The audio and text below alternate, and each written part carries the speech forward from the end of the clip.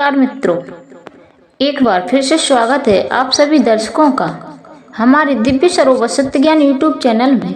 मित्रों, आज फिर हम हाजिर हुए हैं एक प्रेरणादायक कहानी लेकर के। आपसे निवेदन है कि कहानी को पूरा अवश्य सुने। जो दर्शक हमारे चैनल पर पहली बार जुड़े हैं उनसे निवेदन है कि हमारे चैनल को सब्सक्राइब करें, बेल आइकन को ऑन करें, जिससे हमारी प्रत्येक वीडियो की सूचना आप तक पहुंचती रहे। मित्रों, आपको सुखी रहना है तो किसी से अपनी तुलना मत करो। आप ही हैं, आपके समान कोई और नहीं हो सकता। फिर क्यों दूसरों से अपनी तुलना करते हो? क्यों दूसरों से ईर्ष्या करते हो?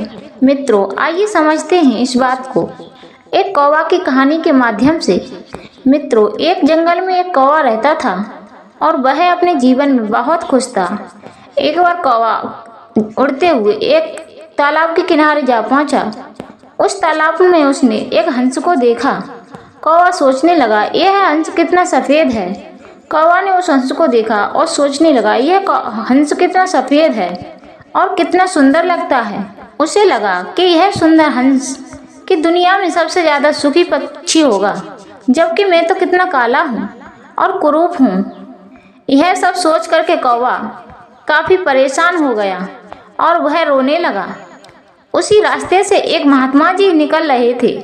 उन महात्मा जी ने उस कौवे को रोते हुए देखा तो उन महात्मा जी ने उस कौवे से रोने के कारण पूछा कि तुम क्यों रो रहे हो।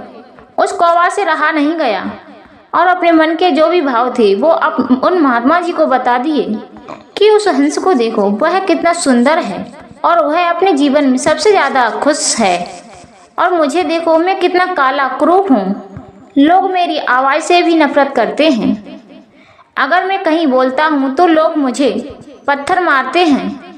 महात्मा जी, आप मुझे महान तपस्वी महात्मा मालूम पड़ते हो।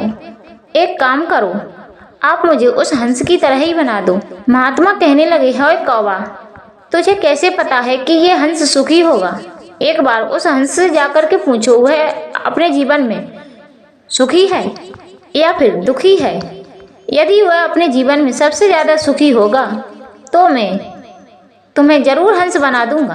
उन संत की बात सुनकर के वह उड़ता हुआ कौवा उस हंस के पास पहुंचा और उस हंस से कहने लगा, हे हंस भाई, तुम बड़े भाग्यशाली हो। तुम्हें भगवान ने कितना सुंदर बनाया है। तुम्हारा रंग भी सफेद है और लोग तुम्हारा कितना आदर करते हैं। तुम्हें देख करके खुश हो जाते हैं। और मुझे देखो, मैं कितना काला हूँ। लोग मुझसे नफरत करते हैं, मुझे पत्थर मार करके भगाते हैं। तुम कितने भाग्यशाली हो। भगवान ने तुम्हारे जीवन में खुशियाँ ही खुशियाँ भर दी हैं। हंस कहने लगा, हे कौवा, मुझे भी पहले ऐसा ही लगता था।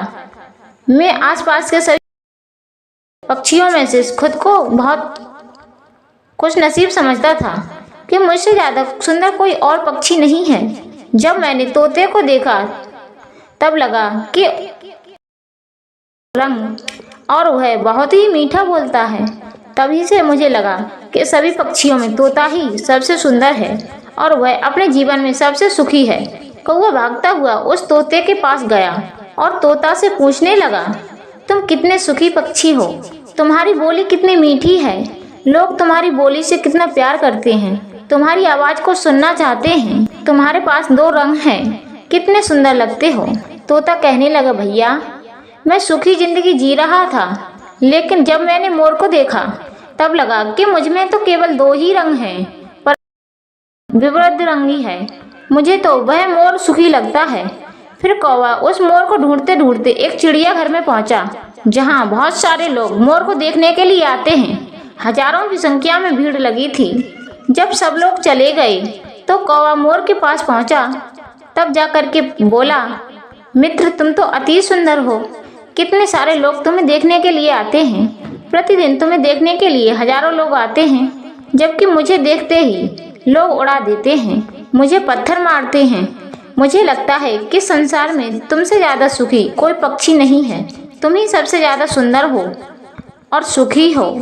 मोर ने गहरी सांस लेते हुए कहा, हे कौवा, मैं हमेशा सोचता था कि इस पृथ्वी पर सबसे ज्यादा सुंदर पक्षी हूँ। मैं ही अति सुखी हूँ, परंतु मेरे सौंदर्य के कारण ही मैं इस पिंजरे में कैद हूँ। मैंने सारे पक्षियों में गौर से देखा तो मैंने समझा कौवा ही एक ऐसा पक्षी है जिसे पिंजरे में बंद नहीं किया जाता है। मुझे तो लगता है कि काश मैं भी तुम्हारी तरह एक कौवा होता तो आज़ादी से सभी जगह घूमता, उड़ता और सुखी रहता। मित्रों, यही तो है हमारी समस्या।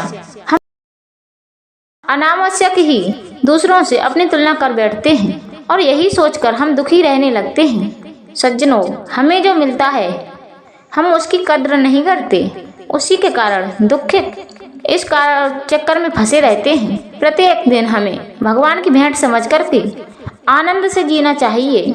सुखी होना तो सब चाहते हैं, लेकिन दुखी रहने के लिए कोई तैयार नहीं है। सुख की चाबी अपने हाथ रखनी होगी तथा दूसरों से तुलना करना छोड़ना होगा, क्योंकि तुलना करना किसी को न्योता देने के बराबर है। मित्रों, यदि हमारी कहानी पसंद आई हो तो कहानी को लाइक और शेयर अवश्य करें। आप सभी दर्शकों का बहुत बहुत धन्यवाद। जय श्री कृष्णा, जय श्री राधे, जय खाटू श्याम।